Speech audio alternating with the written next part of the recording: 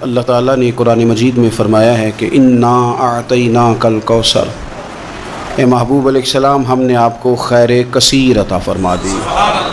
فصلی لربک وانحر، پس آپ اپنے رب کے لیے نماز پڑھیں اور قربانی کریں۔ ان شانئک ھو الابتر، بے شک آپ کا دشمن ہی بے نام و نشان ہے۔ اللہ تعالیٰ نے نبی پاک صلی اللہ تعالیٰ علیہ وسلم کو حضرت سیدہ خدیجہ الکبریٰ رضی اللہ تعالی عنہا کے بطن اطہر سے 6 اولادیں عطا فرمائیں۔ پیارے حبیب صلی اللہ تعالی علیہ وسلم کی 4 بیٹیاں تھیں حضرت خدیجہ سے اور 2 بیٹے تھے۔ اللہ تبارک و تعالیٰ کی حکمت کاملہ کی حضور کے دونوں بیٹے وصال فرما گئے۔ آپ کے جب دوسرے صاحبزادے کا وصال ہوا تو قریش مکہ کفار انہوں نے نبی پاک صلی اللہ تعالی علیہ وسلم کے ساتھ معاذ اللہ اپنے بغض اور عداوت کا بڑا کھل کے اظہار کیا۔ کل تک یہ لوگ صادق اور امین کہہ رہے تھے، اور آج جب ان کو دعوت دین دی ہے تو ان کی دعوتیں باہر آنے لگی ہیں۔ ان کی چونکہ عداوت تھی، بغض تھا، تو حضور کے دوسرے صاحبزادے جب وصال فرما گئے تو کہنے لگے کہ معاذ اللہ اب تو یہ ابتر ہو گئے، بیٹا ہی کوئی نہیں۔ جب تک یہ ظاہری طور پر موجود ہیں بات بنے گی، اور جب یہ چلے جائیں گے تو کون ہوگا ان کا مشن چلانے والا، کون ہوگا ان کا ذکر کرنے والا۔ بس معاذ اللہ خوشیاں منانے لگے، بغلیں بجانے لگے۔ یہ کفار مکہ کا طریقہ ہے، قریش مکہ کا، مشرکین کا طریقہ ہے۔ مسلمان کا یہ طریقہ نہیں کہ وہ اپنے مخالف کو مصیبت میں دیکھ کے تو خوشی کا اظہار کرے، یہ مسلمان کا طریقہ نہیں۔ جس شخص کے ساتھ ہمارا کسی وجہ سے اختلاف رائے ہو جاتا ہے، وہ معاذ اللہ کسی مشکل میں گرفتار ہو جائے تو ہم بڑا اظہار مسرت کرتے ہیں، دیکھا نا اب جو ہو، میں تو پہلے ہی کہہ رہا تھا۔ ہمیں تو ہمارے بزرگوں نے فرمایا ہے کہ دشمن مرے تے خوشی نہ کریے، کیوں سجنا بھی تے مر جانا ہے، اوڑکتے دن آیا محمد اور کڑی نو ڈوب جانا ہے۔ اپنا رویہ کبھی بھی اتنا سخت نہ کریں، لہجے میں اتنی تلخی نہ لائیں کہ سامنے والے پہ مصیبت آ رہی ہے، اور نبی پاک صلی اللہ علیہ وسلم نے فرمایا اگر تم کسی کی مصیبت کو دیکھ کے خوشی کا اظہار کرو گے نا، اسے اللہ نجات دے دے گا، تمہیں مصیبت میں مبتلا کر دے گا۔ کبھی بھی اظہار نہ کریں، کبھی بھی کسی بھی موقع پر کسی کو مشکل میں دیکھ کر اس طرح کا رویہ اختیار نہ کریں۔ بہت سارے لوگ بغلیں بجاتے ہیں، خوشی کا اظہار کرتے ہیں، دیکھا نا فلانا الجھ گیا۔ یہ تو طریقہ مشرکین مکہ کا ہے، کفار کا طریقہ ہے یہ۔ حضور صلی اللہ علیہ وسلم کے صاحبزادے کا وصال ہو گیا تو کہنے لگے دیکھا نا، ہم نہ کہتے تھے اب کون ذکر کرے گا، اب کون نام لے گا؟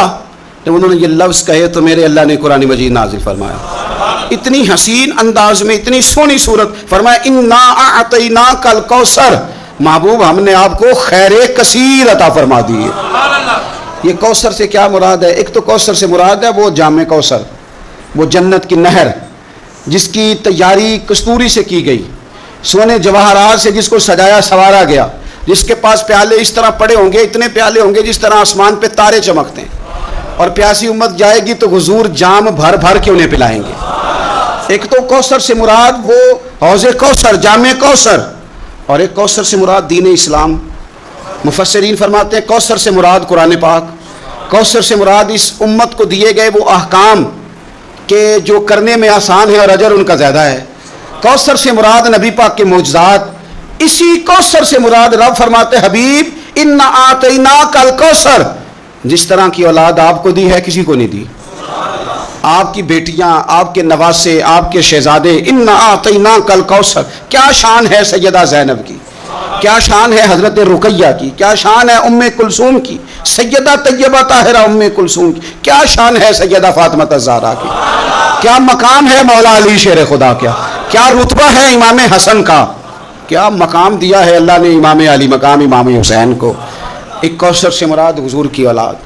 مفسرین فرماتے ہیں کوثر سے مراد رب فرماتا ہے محبوب جس طرح کے صحابہ آپ کو دیے ہیں نا، دنیا ڈھونڈے گی بھی تو صدیق اکبر جیسا نہیں ملے گا، زمانہ تلاش بھی کرے تو فاروق اعظم جیسا پا نہ سکے، حضرت عثمان غنی کی مثال دوبارہ نہ ملے گی، اور قیامت تک میدان بھی سجیں گے، جنگیں بھی ہوں گی، لیکن چرچے اور تذکرے مولا علی شیر خدا کی تلوار کے کیے جائے گا۔ حضرت عبداللہ ابن عباس فرماتے ہیں کوثر کا معنی ہے حبیب آپ کو خیر کثیر عطا کر دی، اور کریں گے نہیں کر دی، کریں گے نہیں کر دی، دے دی محبوب خیر کثیر، آپ کو خیر کثیر دے دی۔ اب آپ پتہ کیا کریں، فصلی لربک، آپ اپنے رب کے لیے نماز پڑھیں، اس کا شکرانہ یہ ہے کہ آپ نماز پڑھیں، ونحر اور قربانی کریں، اللہ نے خیر کثیر دے دی، اب شکرانے میں نماز پڑھیں اور قربانی کریں۔ ان شانیک هو الابتر، آپ کا دشمن جڑ کٹا ہے۔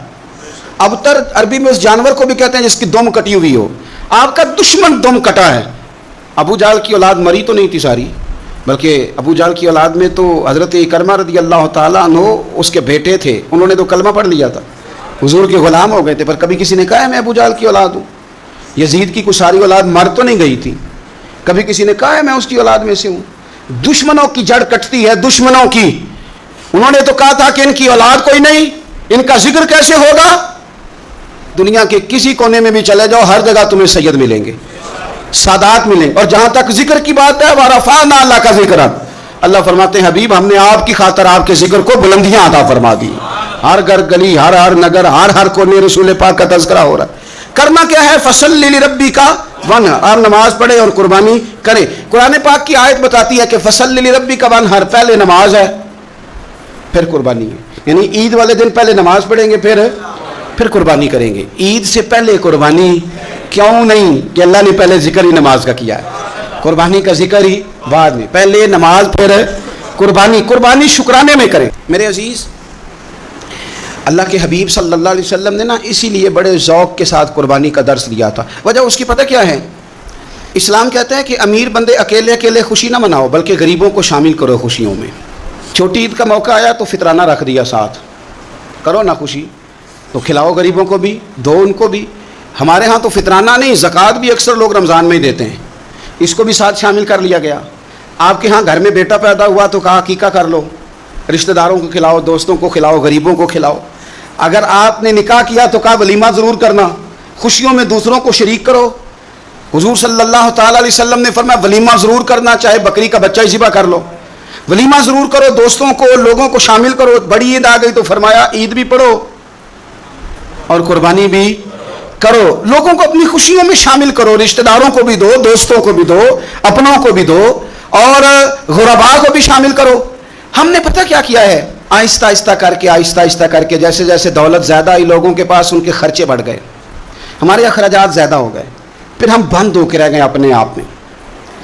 غریب بھی اپنی غریبی میں بند ہے، اسے بھی اگر کوئی چیز میسر آتی ہے تو وہ اکیلا قبضہ کرنا چاہتا ہے، معذرت کے ساتھ، ناراض نہیں ہونا، وہ بھی اپنی جگہ بند ہے، بانٹ کے نہیں دیتا۔ اگر غریب بھی تھوڑا تھوڑا بانٹے، دائیں بائیں دیکھے، تو پھر تو میرے رسول پاک کا وہ فرمان بھی بڑا خوبصورت ہے کہ حضور نے فرمایا کہ گوشت پکاؤ تو شوربہ زیادہ کر لو، چلو پڑوسیوں کو بھی شامل کر لو۔ تو غریب بھی اگر شوربہ زیادہ کر لے تو وہ بھی اس معاملے میں تو آگے۔ امیر نے کیا کیا ہے؟ امیر نے دوستیاں بھی امیروں سے لگا لی، تعلقات بھی امیروں سے بنا لیے، اینک بھی امیری کی لگا لی، اسے نظر ہی کچھ نہیں آتا۔ آپ صدقات کریں، خیرات کریں، میرے نبی پاک صلی اللہ تعالیٰ علیہ وسلم حضور فرماتے ہیں جب تم صدقہ دیتے ہو نا، اللہ تبارک و تعالیٰ بے نیاز ہے ہر چیز سے، لیکن جب تم صدقہ دیتے ہو تو اللہ تعالیٰ اپنے دائیں دست قدرت میں تمہارا صدقہ لیتا ہے۔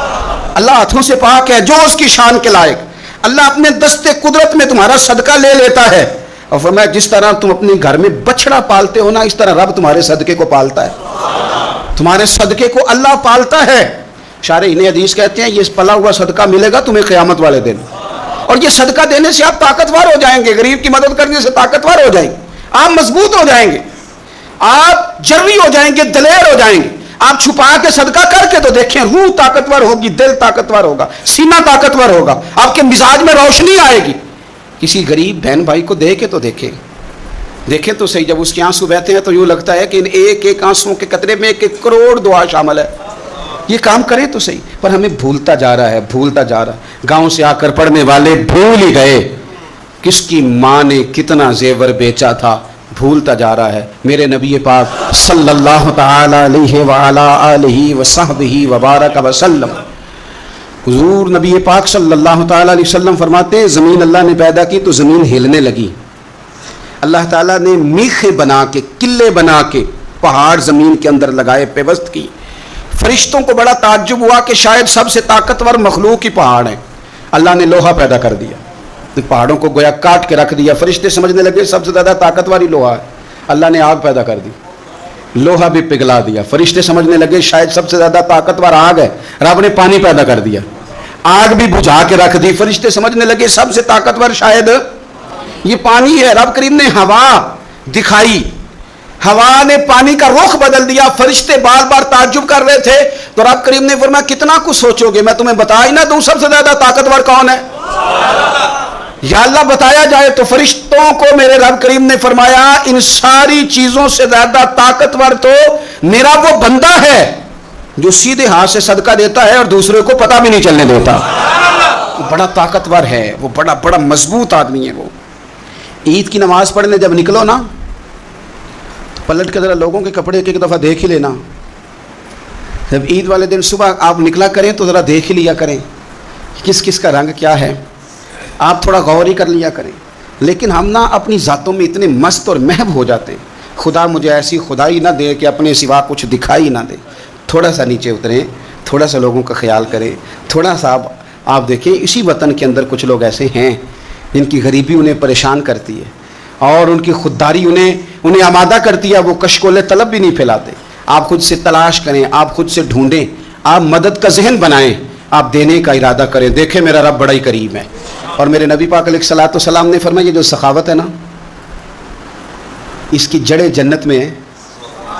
اس نے سخاوت تھام لی، گویا اس نے تھام لیا وہ درخت جس کی جڑیں جنت میں. اور یہ جو کنجوسی اور بخیلی ہے نا، بخیلی، اس کی جڑیں جہنم میں.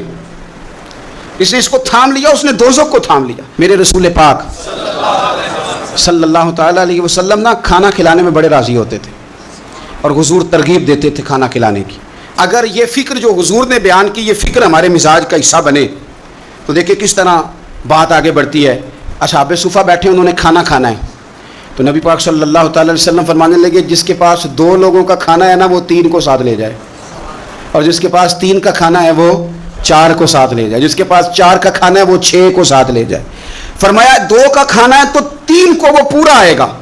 ہمارے ہاں اگر اعداد و شمار اکٹھے کیے جائیں نا تو ہمارے ہاں جتنا کھانا ضائع ہوتا ہے شادی پہ، بیاہ پہ، ولیمے پہ، عقیقے پہ، دعوت پہ، وہ ضائع ہونے والا کھانا اگر جمع کر دیا جائے تو کتنے غریب لوگ ہیں جن بیچاروں کو ہم اچھے کھانے میں شریک کر سکتے ہیں اور وہ بہترین غذا استعمال کر سکتے ہیں. کیوں کہ فرمایا 2 کا 3 کھا لو، 3 کا 4 کھا لو، 4 کا 6 لوگ کھا سکتے ہیں. اس سوچ کو جو سوچ رسول پاک نے عطا فرمائی تو آپ دیکھ سکتے ہیں کتنے سارے لوگوں کو کھانا میسر آتا ہے. ہم نے اب کیا کیا ہے، ہم نے دعوتیں بنائی ہیں تو امیروں کی، تحفے دینے ہیں تو دعوتیں بھی امیروں کی ہیں، اور ہمارا اٹھنا بیٹھنا بھی. تو ہر چیز میں ہم نے لیول بدل لیا ہے. میں بار بار گزارش کرتا ہوں کہ واپس لوٹیں، آپ ان جگہوں پہ آئیں جو جگہ ہماری اصل ہے، جو ہمارا بنیادی کام ہے. میرے نبی پاک صلی اللہ علیہ وسلم نے فرمایا وہ دعوت ملعون ہے، لعنتی ہے، جس میں امیروں کو بلایا جائے اور غریبوں کو نہ بلایا جائے. آپ نے جھڑکی کوئی نہیں دینی. جب کوئی دروازے پہ گوشت لینے آ جائے، کھانا لینے آ جائے، کسی موقع پر کچھ لینے آ جائے تو جھڑکنا نہیں. آپ کا لہجہ ٹھیک ہو. کپڑوں کی دعوت نہ کریں، آپ گاڑیوں کی دعوت نہ کریں، انسانوں سے پیار کریں، اللہ کے بندوں سے محبت کریں.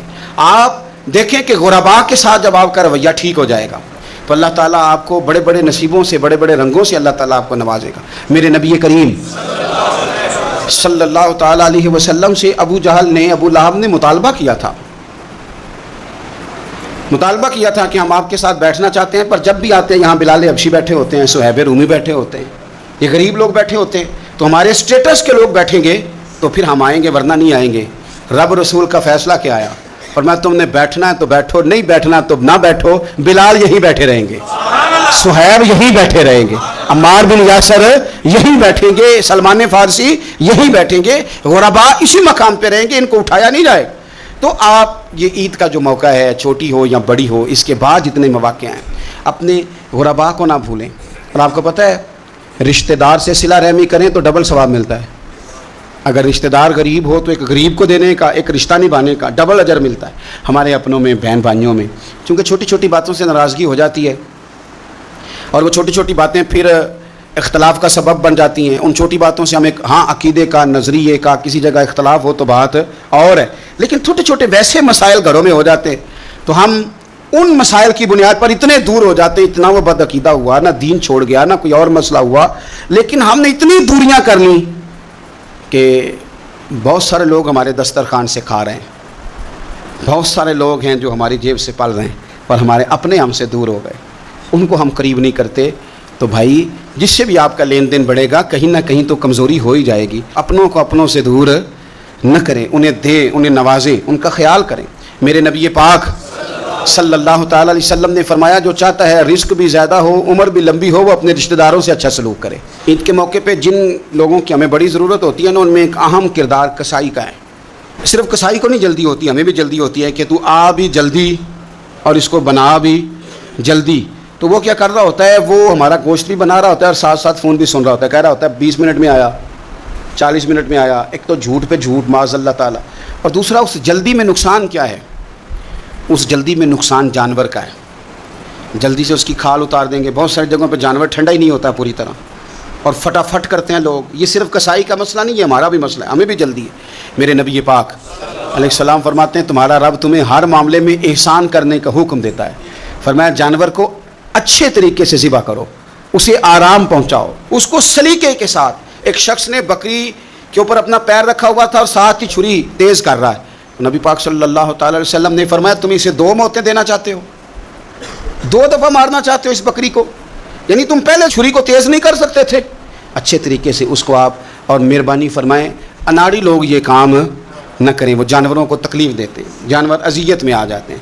بالخصوص میں نے چند مقامات پہ اونٹ کو نہار کرنے والے لوگوں کو دیکھا ہے, انہوں بڑی زیادتی کی. جانور تکلیف میں آتے ہیں, بڑی بڑی دیر تکلیف میں رہتے ہیں. آپ تھوڑا سا, اسلام نے 3 دن رکھے ہیں, پورے 3 دن رکھیں. تو کس لیے رکھے ہیں کہ آپ آرام کے ساتھ, سکون کے ساتھ اپنے جانور کو ذبح کریں. تو جلدی کا ہے کہ اللہ تبارک و تعالیٰ جو قربانی کرنے جا رہے ہیں ان کی قبول فرمائے, اور جو رہ گئی اس سال اللہ اگلے سال انہیں بڑی بڑی توفیق عطا فرمائے.